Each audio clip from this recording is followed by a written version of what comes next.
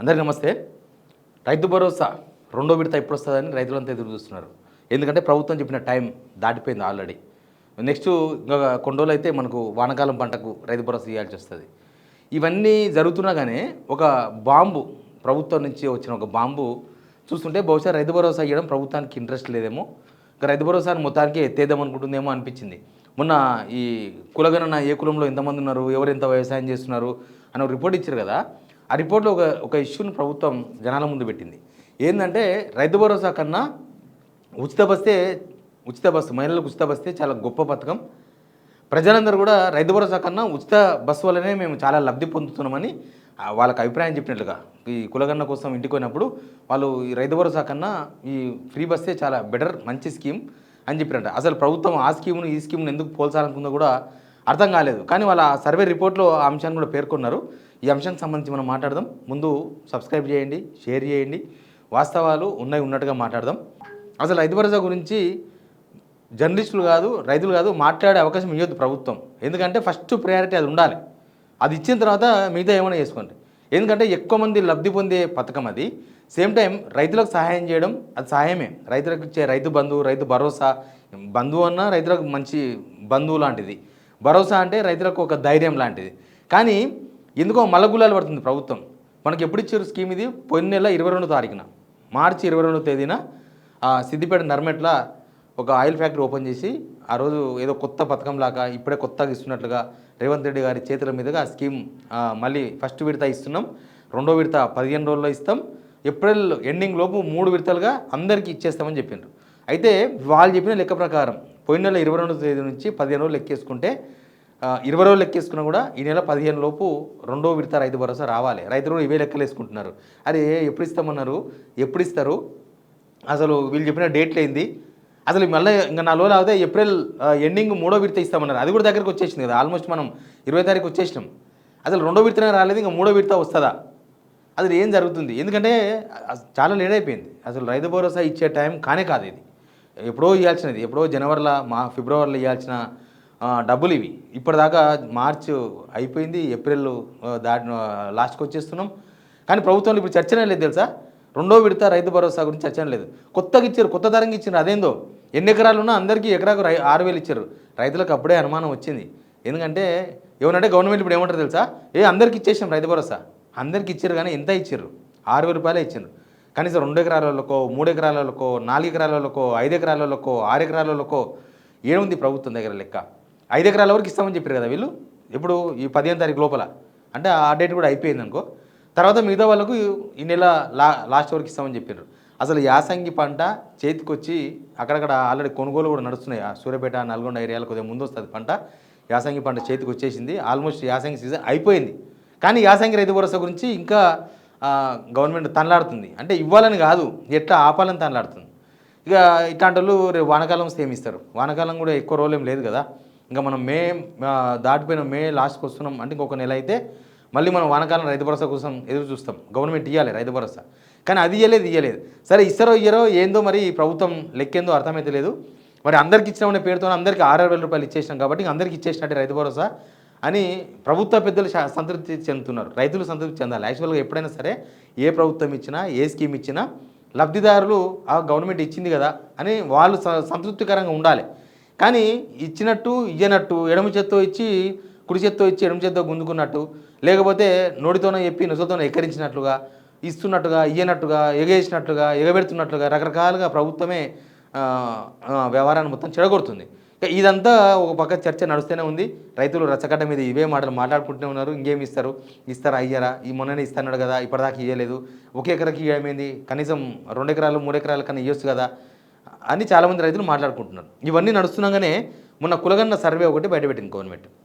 సరే ఆ కులగన్న సర్వేలోనంట ప్రజాభిప్రాయ సేకరణ కదా, జనాలను అడిగిరంట ఏ స్కీమ్ బెటరు, రైతు భరోసా బెటరా, ఉచిత బస్సు, మహిళలకు ఉచిత బస్సు మంచి పథకమా అంటే జనం చెప్పారంట ఉచిత బస్సే మంచి పథకం అని చెప్పారంట.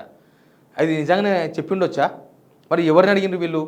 ఎవరిని అడిగితే ఎవరు చెప్పిండ్రు వీళ్ళకు? ఇప్పుడు ఉచిత బస్సు వల్ల లబ్ధి పొందుతున్నది ఎవరు? ఉచిత బస్సు వల్ల ఊళ్ళలో ఉండే మహిళా రైతులు, లేకపోతే రైతు కుటుంబానికి సంబంధించిన మహిళలు రోజు ఏమైనా బస్సు ఎక్కించి ఎక్కడన్నా పోయేది ఉందా? గుళ్ళు తిరిగినా 4 రోజులు తిరుగుతారు, అమ్మగారింటికి పోయినా 2 రోజులు పోయిస్తారు. అంతేగాని రోజు తిరిగేది ఏముండదు వాళ్ళకు. వాళ్ళకు రైతు భరోసా వస్తే ఒక సీజన్ మొత్తం వాళ్ళకు సహాయం అందినట్లు. కానీ బస్సుకు ఒకనాడు పోయిస్తే రైతు భరోసాకు సమానం అవుతుందా? ఇప్పుడు బస్సు ఎక్కడికే ఎవరైనా అప్పులు చేసి పోతారా? కానీ రైతు వ్యవసాయం చేయడానికి అప్పులు చేయాల్సి వస్తుంది. అందుకే ఈ 2 స్కీమ్స్కు ఎక్కడ అసలు లాజికే లేదు. గవర్నమెంట్ ఎందుకు అసలు అడిగినరా ఎవరన్నా?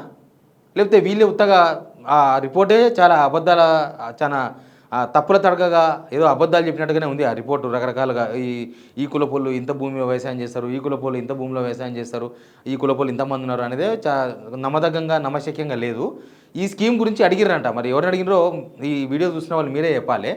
అడిగితే ఉచిత బస్తే చాలా మంచి స్కీము, దీనివల్లనే చాలామంది సంతృప్తికరంగా ఉన్నారు, చాలామంది లబ్ధి పొందుతున్నారని చెప్పారంట అని గవర్నమెంట్ ఆ రిపోర్ట్లో పెట్టింది. అడిగితే అడిగి ఉండొచ్చు కాక, చెప్పిన వాళ్ళు ఎవరో తెలియదు. కానీ ఆ రిపోర్ట్లో పెట్టింది అంటే ప్రభుత్వ ఉద్దేశం ఏమై ఉండొచ్చు అంటే ఇక రైతు భరోసా వద్దు, ఉచిత బస్సే బెటరు అని అనుకుంటుందా ప్రభుత్వం? ఉచిత బస్సు మహిళలకు ఇచ్చి జెంట్స్తో డబల్ ఛార్జీలు వసూలు చేస్తలేరా? అయినా ఆ స్కీమ్కు రైతు భరోసా స్కీమ్కు లింక్ ఏంది అసలు? అదేమన్నా ఇప్పుడు గవర్నమెంట్ ఉద్యోగులు, లేకపోతే ప్రైవేట్ ఉద్యోగులు, లేకపోతే రోజు ప్రయాణం చేసే వాళ్ళు ఉచిత బస్సులో ప్రయాణిస్తున్నారు మహిళలు, అది వాళ్ళకు 4 పైసలు మిగులుతున్నాయి, ఛార్జీలు మిగులుతున్నాయి, ఓకే. కానీ రైతుకు రైతు భరోసా ఇస్తే ఎకరాకు 6,000 రూపాయలు, సీజన్కి 6,000 రూపాయలు, 5 ఎకరాల వాళ్ళకి ఇస్తే మంచిదే. ఎందుకో అంత ప్రభుత్వం ఇక్కడ లిమిట్ పెడితే అంత రైతులకు ఇస్తే ఆ ఫ్యామిలీ మొత్తం మీరు అసలు ఉచిత బస్సు కూడా అవసరం లేదు. మీరు రైతులకు సహాయం చేస్తే రైతులు పంట పండించుకుంటే వాళ్ళు అమ్ముకుంటే ఆ పైసలతో నా బస్సుల్లో ఛార్జీలు పెట్టి తిరగలేరా? వాళ్ళు తిరిగేది ఎప్పుడో నెలకు ఒకనాడు పోతారేమో మహిళా రైతులు. ఆ రైతుల ఇంట్లో ఉండే ఫ్యామిలీలో ఉండే మహిళలు, బిడ్డలో లేకపోతే కోడన్లో లేకపోతే ఇంట్లో ఉండే మహిళా రైతులో నెలకు ఒకనాడు తిరగవచ్చు, వారం రోజులు తిరగవచ్చు కాక. కానీ రైతు భరోసాకు దానికి ఎక్కడ సాటి వస్తుంది? అసలు రెండింటికి ఎక్కడ తూకం ఎక్కడ కుదురుతుంది? అడిగిందా అసలు ప్రభుత్వం ఆ క్వశ్చన్? కానీ వాళ్ళు రిపోర్ట్లో పెట్టిందంటే దాని అర్థం ఏంది? ప్రభుత్వం ఏం చెప్పాలనుకుంటుంది అంటే రైతు భరోసా మీద ఉచిత బస్సు పథకమే చాలా గొప్ప పథకం అని అంటున్నారు ప్రజలు. అంటే ఇక రైతు భరోసా ఎగేద్దామన్నా? రైతు భరోసాతో లాభం లేదని ఏ రైతు అన్న చెప్తాడా? రైతే కాదు, రైతుతో సంబంధం లేని ఫ్యామిలీస్ కూడా ఉచిత బస్సు స్కీమ్ కన్నా రైతు భరోసా వేస్ట్, రైతు భరోసా కన్నా ఉచిత బస్సు మంచిది అని ఎవరు చెప్పారు? నాకు తెలిసి ఎవరు చెప్పలేరు కూడా. సంబంధం లేని విషయం కదా. ఆకాశానికి భూమికి అడుగుతారు, తేడా అడుగుతారా? ఆకాశం పైన ఉంటుంది, నేల కింద ఉంటుంది, అంతవరకే. నువ్వు ఉచిత బస్సు అంటే ఉచిత బస్సు ద్వారా లబ్ధి పొందే వాళ్ళు లబ్ధిదారులు వేరు.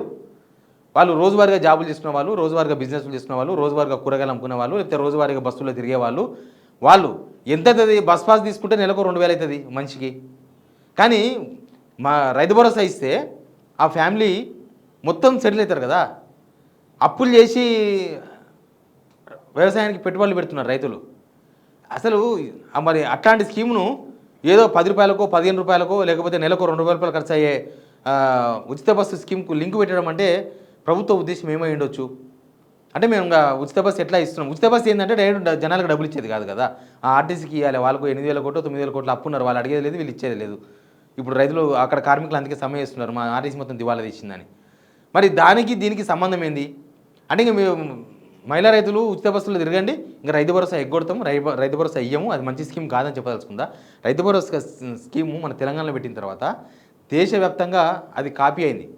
మోడీ ఇస్తున్నాడు కదా, మోడీ సంవత్సరానికి 6,000 రూపాయలు మన తెలంగాణలో ఆ స్కీమ్ పెట్టిన తర్వాతనే, దాన్ని చూసిన తర్వాతనే మోడీ ఆ స్కీమ్ ఇంప్లిమెంట్ చేసినాడు. మంచి స్కీము, రైతులకు ఇంతకన్నా మంచి స్కీమ్ పెట్టలేము. ఎన్ని ఇచ్చినా రైతులకు ఈ స్కీమ్ చాలా బెటర్, ఫైనాన్షియల్గా వాళ్ళకు చాలా హెల్ప్ఫుల్ అవుతుంది, వాళ్ళకు పెట్టుబడికి ఇబ్బంది ఉండదు, రైతు పంట పండిస్తాడు, ఆ పంటతో మళ్ళీ డబ్బులు వస్తాయి, మళ్ళీ వాళ్ళు అప్లపాలు కాకుండా ఉంటుంది. ఒక రైతు అప్లపాలు అయితే ఆ ఫ్యామిలీ మొత్తం అప్లై అవుతుంది. నాకు తెలిసి నా జిందగీలో బస్సులో తిరిగి అప్లపాలైన ఎవరిని చూడలేదు నేను. బస్ ఛార్జీల కోసం అప్పులు చేసి అప్లపాలైన భూమి మీద నేను ఎక్కడ చూడలేదు. కానీ ఎవరి రైతు ఫ్యామిలీ అప్పుల్లో ఉంది. మీరు 6,000 రూపాయలు ఇస్తే ఎకరాకు 6,000 రూపాయలతోనేం కాదు, కొద్దిగా గుడ్డిలో మెల్ల.